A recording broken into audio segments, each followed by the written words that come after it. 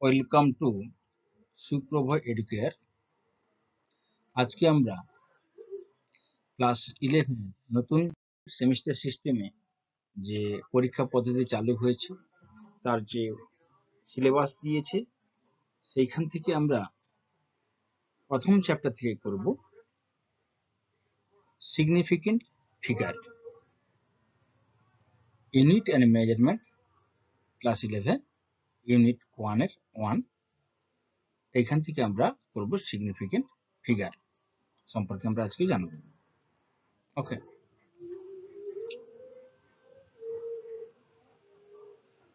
চলো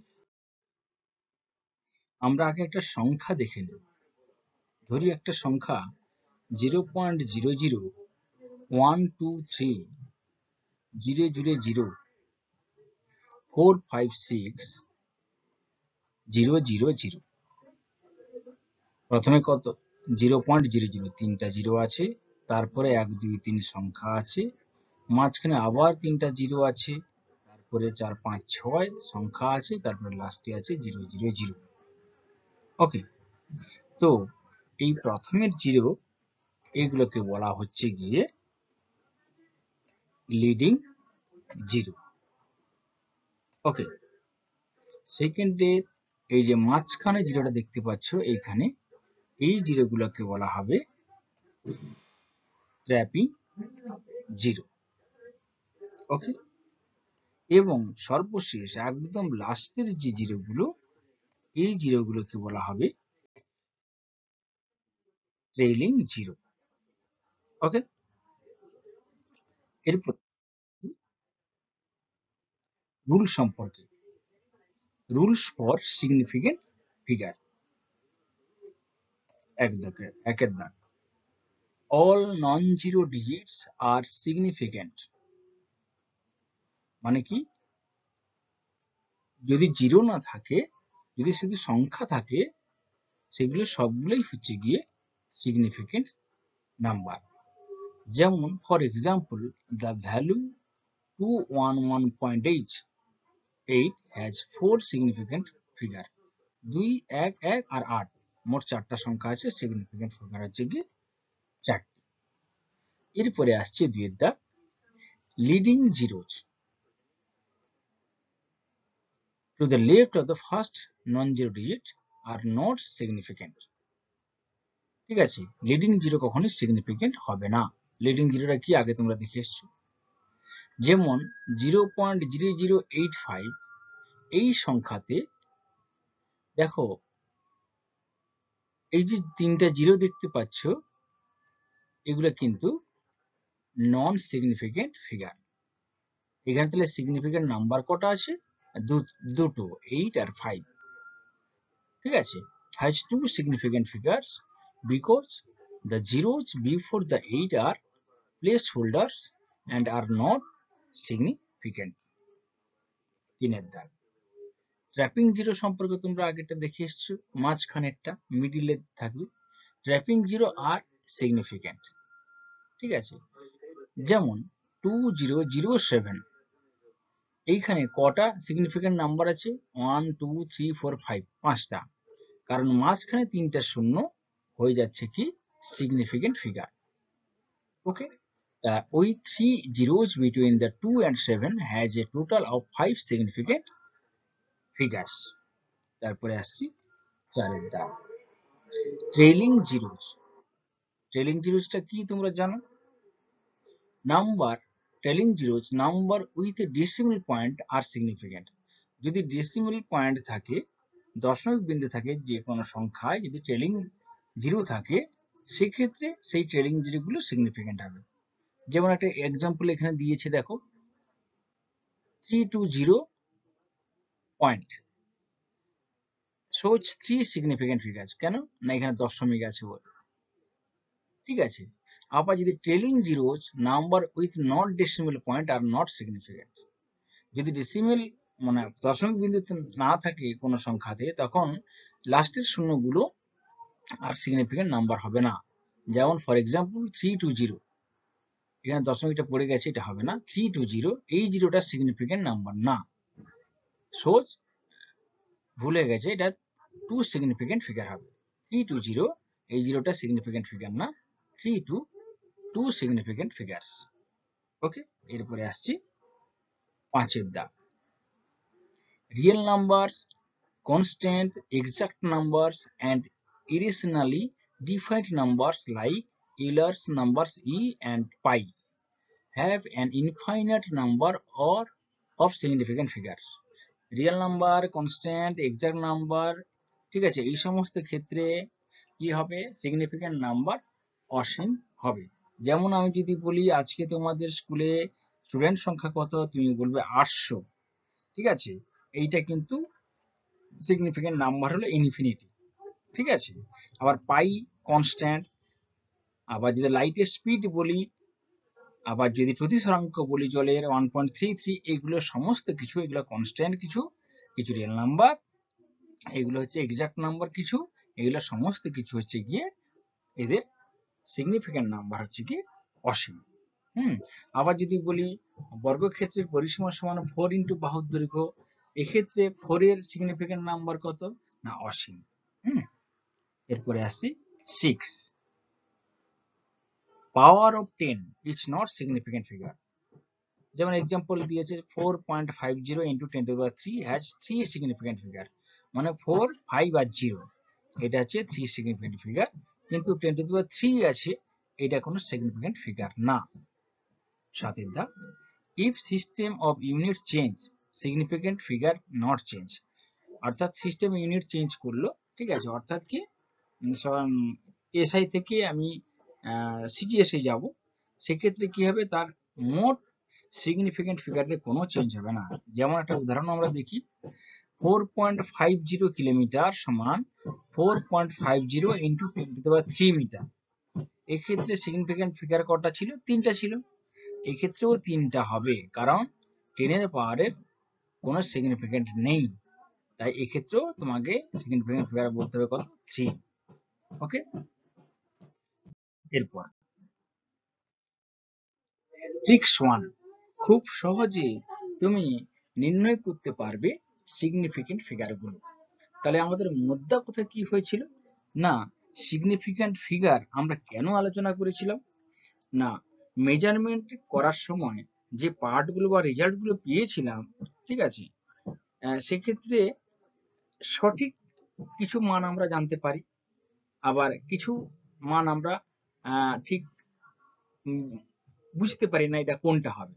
যেমন আমি যদি বলি কোন একটা বস্তু তুমি দৈর্ঘ্য পরিমাপ করলে 20.3 মিটার, ঠিক আছে, আরেকজন বন্ধু সেটা পরিমাপ করলো 20.2 মিটার, আবার একজন বন্ধু করলো 20.4 মিটার, তাহলে দেখো 20.20 এটা ফিক্সড, কিন্তু পয়েন্টের পরে 2, 3, 4 আসছে, তাহলে এইটা আর ঠিক হচ্ছে না, অর্থাৎ এটা আনসার্টেন, কিন্তু অনিশ্চিত সংখ্যা, কিন্তু 20 এটা সার্টেন, অর্থাৎ নিশ্চিত সংখ্যা, ঠিক আছে।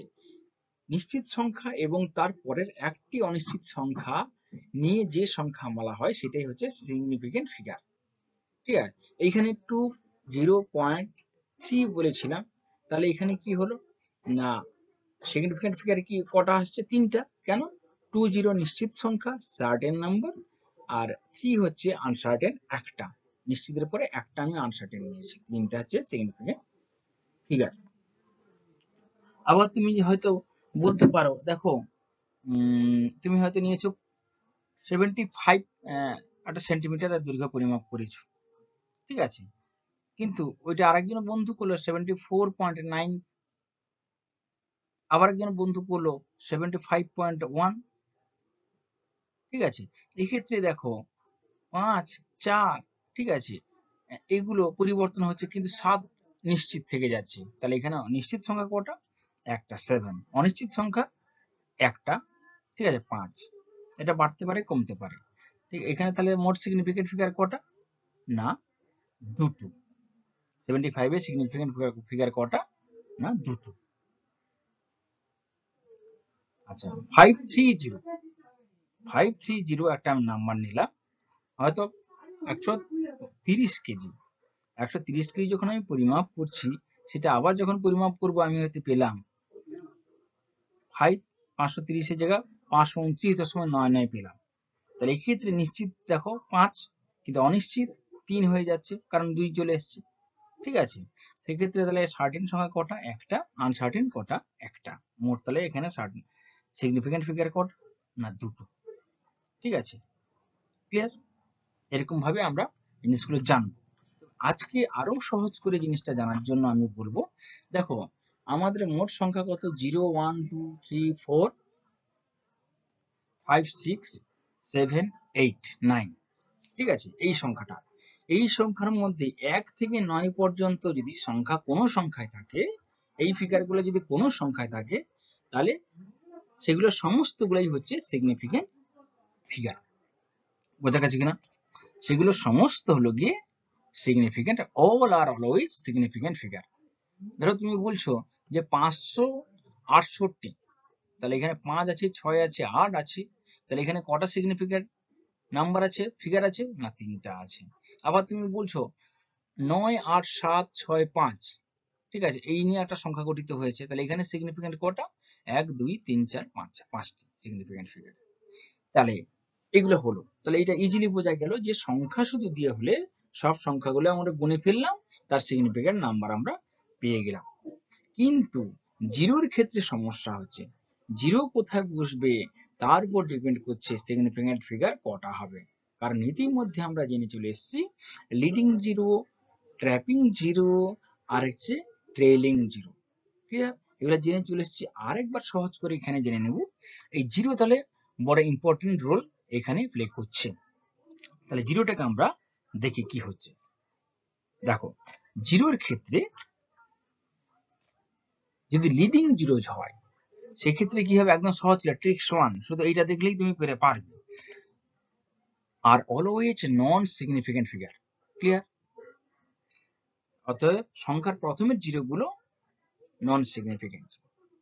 তারপরে আসছি trapping zero. Trapping zero always significant figure, অর্থাৎ দুটো নন জিরো ডিজিটের মাঝখানে যে জিরো গুলো থাকে তাকে বলা হয় ট্র্যাপিং জিরো, সেগুলো সবসময় সিগনিফিকেন্ট ফিগার। এরপরে আসছি ট্রেইলিং জিরো। ট্রেইলিং জিরোর ক্ষেত্রে আমরা দুভাবে দেখব। যদি দশমিক বিন্দু থাকে যে সংখ্যায়, সেই ক্ষেত্রে কি হবে? ট্রেইলিং জিরো গুলো সিগনিফিকেন্ট হবে। In the decimal portion only are significant 1.2000, এক্ষেত্রে এই 3টা জিরো কিন্তু সিগনিফিকেন্ট। কেন? এখানে ডেসিমেল আছে বলে। তাহলে এখানে মোট সিগনিফিকেন্ট ফিগার কটা? না, 5টা। আর একটা হবে যদি ডেসিমেল পয়েন্ট না থাকে, অর্থাৎ দশমিক বিন্দু যুক্ত কোনো সংখ্যা নয়, সেই ক্ষেত্রে তাহলে আমরা কি পাবো? না, in the non decimal portion are not significant. যেমন 2100, এখানে লাস্টের যে জিরো গুলো এগুলো হচ্ছে কি ট্রেলিং জিরো, কিন্তু এখানে যেহেতু দশমিক বিন্দু নাই, তাহলে এই লাস্টের জিরো গুলো নন সিগনিফিকেন্ট। তাই এখানে সিগনিফিকেন্ট নাম্বার কটা? 2 1, দুটো। ক্লিয়ার? ওকে, চলো এরপরে আসছি ট্রিক্স 2। ট্রিক্স 2 তে আমরা একটা ছক দেখব। ঠিক আছে, আমরা সাজিয়ে নিব নন ডেসিমেল নাম্বার আর ডেসিমেল নাম্বার। যদি নন ডেসিমেল নাম্বার হয়, তাহলে আমরা কিভাবে হিসাব করব? আমরা হিসাব করব গো from first non zero two last non zero digit. Go from first non zero two last non zero digit. একটা দেখি আগে, তাহলে 17006, এক্ষেত্রে দেখো ফার্স্ট নন জিরো ডিজিট 1 আর লাস্ট নন জিরো ডিজিট 6, তাহলে 1 থেকে যাত্রা শুরু করে আমি 6 পর্যন্ত যাব। তাহলে মোট কটা সিগনিফিকেন্ট নাম্বার হচ্ছে? 1 2 3 4 5, 5টি সিগনিফিকেন্ট নাম্বার। তারপরেরটা দেখো 1300700, তাহলে গো from first non zero digit to last non zero digit. তাহলে ফার্স্ট নন জিরো ডিজিট হচ্ছে 1, লাস্ট নন জিরো ডিজিট হচ্ছে 7, তাহলে আমি 1 থেকে 7 পর্যন্ত যাব। 1 2 3 4 5, এখানেও 5টি সিগনিফিকেন্ট ফিগার। তারপরের সংখ্যায় চলে আসো 404000। এই ক্ষেত্রে দেখো ফার্স্ট নন জিরো ডিজিট হচ্ছে 4, লাস্ট নন জিরো ডিজিট হচ্ছে 4, এক্ষেত্রে 4 থেকে 4 পর্যন্ত যাব, তাহলে কটা সংখ্যা হচ্ছে? 3টা। তাহলে এখানে সিগনিফিকেন্ট ফিগার কটা? 3টে। তারপরটা চলে আসো 005032। তাহলে এখানে ফার্স্ট নন জিরো ডিজিট কোনটা? 5। লাস্ট নন জিরো ডিজিট হচ্ছে 2। তাহলে 5 থেকে গুণ আরম্ভ করো, 1 2 3 4 5। এখানে সিগনিফিকেন্ট ফিগার হচ্ছে 5টি। অনুরূপ ভাবে আর লাস্ট 6000083100, এখানে ফার্স্ট নন জিরো ডিজিট হচ্ছে 6, লাস্ট নন জিরো ডিজিট হচ্ছে 1। এক্ষেত্রে 1 2 3 4 5 6 7টি হচ্ছে সিগনিফিকেন্ট নাম্বার হবে। এরপরে চলে আসো, যদি ডেসিমেল নাম্বার থাকে অর্থাৎ দশমিক বিন্দু যুক্ত যদি কোনো সংখ্যা হয়, সেক্ষেত্রে নিয়মটা কি? গো from first non zero digit. Go from first non zero digit. ধরো আছে 2.00, তাহলে গো from first non zero digit, তাহলে 2 থেকে আরম্ভ করে একদম শেষ পর্যন্ত যাব। তাহলে 2 0 0, মোট সিগনিফিকেন্ট ফিগার কটা? 3টা। তারপরে সংখ্যা 0.030015, এখানে first go from first non zero digit, তাহলে 3 হচ্ছে ফার্স্ট নন জিরো ডিজিট থেকে লাস্ট পর্যন্ত যাব, তাহলে 30015, তাহলে 5টা সিগনিফিকেন্ট ফিগার। এরপরে আসছি 5003.12, এখানে ফার্স্ট নন জিরো ডিজিট হচ্ছে 5, লাস্ট নন জিরো ডিজিট হচ্ছে 2, তাহলে এইখান থেকে টোটালটা এখানে গুণে আনলে 500312, মোট সংখ্যা হচ্ছে 6টি। এখানে 6টি সিগনিফিকেন্ট নাম্বার আছে। 012.001, তাহলে এখানে first non zero digit 1, last non zero digit হচ্ছে 1, 12001, মোট সিগনিফিকেন্ট ফিগার হচ্ছে গিয়ে 5টি। অনুরূপ ভাবে 6000.00, এক্ষেত্রে ফার্স্ট নন জিরো ডিজিট হচ্ছে 6, আর একদম শেষ পর্যন্ত যাব 0 পর্যন্ত, তাহলে 600000, তাহলে মোট সিগনিফিকেন্ট ফিগার হচ্ছে গিয়ে 6টি। শেষ কোশ্চেন, শেষ 0.00503112, এক্ষেত্রে দেখো ফার্স্ট নন জিরো ডিজিট হচ্ছে 5, লাস্ট নন জিরো ডিজিট হচ্ছে 2, তাহলে ফার্স্ট থেকে লাস্ট পর্যন্ত যাব, তাহলে 50312, 1 2 3 4 5, তাহলে এখানে সিগনিফিকেন্ট ফিগার হচ্ছে গিয়ে 5টি। ওকে, বোঝা গেছে কিনা? এটা ভালো করে মনে রাখবে। নন ডেসিমেলের ক্ষেত্রে go from first non zero digit to last non zero digit, last non zero digit. আর ডেসিমেল যদি নাম্বার থাকে সেক্ষেত্রে go from first non zero digit. Okay, algebra of significant figure, addition and subtraction. ঠিক আছে, addition বা সাবট্রাকশনের ক্ষেত্রে আমরা দেখব যে দশমিকের পরে কার সংখ্যা কম আছে, তাহলে রেজাল্ট যে পাবো, যোগফল বা বিয়োগফল যে পাবো, সেক্ষেত্রে রাউন্ডিং এর পরে তত সংখ্যক দশমের পরে সংখ্যা আমরা বসাবো। The result should have the same number of after decimal point digits after rounding off as the reading which has the least number of after decimal point digit. ঠিক আছে, তাহলে একটা এক্সাম্পল দেখি, 7.9391 প্লাস 6.263 প্লাস 11.1। এক্ষেত্রে দেখো 11.1, এখানে পয়েন্টের পরে একটা মাত্র ডিজিট আছে, তাই আমরা রেজাল্ট যখন করব দশমের পরে আমরা একটা ডিজিট নেব। তাহলে আমরা এখানে যোগফল কত পেলাম? 25.3021। ঠিক আছে, since the least precise value is 11.1 which has after decimal point digit 1, so the answer will be rounded such that it also has after decimal point digit 1, that is 25.3. Multiplication and division, এই ক্ষেত্রে আমরা কি করব না, মোট আমরা significant figure দেখব, যার সিগনিফিকেন্ট ফিগার সবচেয়ে কম রেজাল্ট মাল্টিপ্লিকেশন বা ডিভিশনের ক্ষেত্রে, গুণ বা ভাগের ক্ষেত্রে আমরা যখন রাউন্ডিং অফ করব রেজাল্টে, তখন সেই সংখ্যক সিগনিফিকেন্ট ফিগার রাখবো। এক্সাম্পল 12.50 ইন্টু 169.1, তাহলে মাল্টিপ্লিকেশন করলে পাবো 2113.75. Each digit is having 4 significant digits. Therefore, the final answer is rounded off such that it has only 4 significant digits in it. That is 2114 will be the answer. কারণ দেখো 2113.75 ছিল, তাহলে তুমি 4টা নেবে, 4টার পরে আর একটা নাও, তাতে কি আছে 7 আছে, 5-এর থেকে বেশি, তাই তুমি 4-এর নাম্বারে 1 বাড়িয়ে দিলে, আগের সংখ্যাটা 1 বাড়িয়ে দিলে 3 ছিল 4 হয়ে গেল, তাহলে 2114 হয়ে গেল। ওকে, থ্যাংক ইউ সবাইকে এই ভিডিওটি দেখার জন্য। আমার অন্যান্য ভিডিওগুলি দেখবেন, শেয়ার করে বন্ধুদের জানিয়ে দিবেন, ঠিক আছে? আশা করি সবার ভালো লেগেছে। যদি ভালো লেগে থাকে সাবস্ক্রাইব করে রাখবেন, যাতে ভবিষ্যতে আমি এরকম আরো ভিডিও বানাতে পারি, আপনাদের কাজে লাগে এমন ভিডিও আমি বানাতে পারি। ওকে, থ্যাংক ইউ।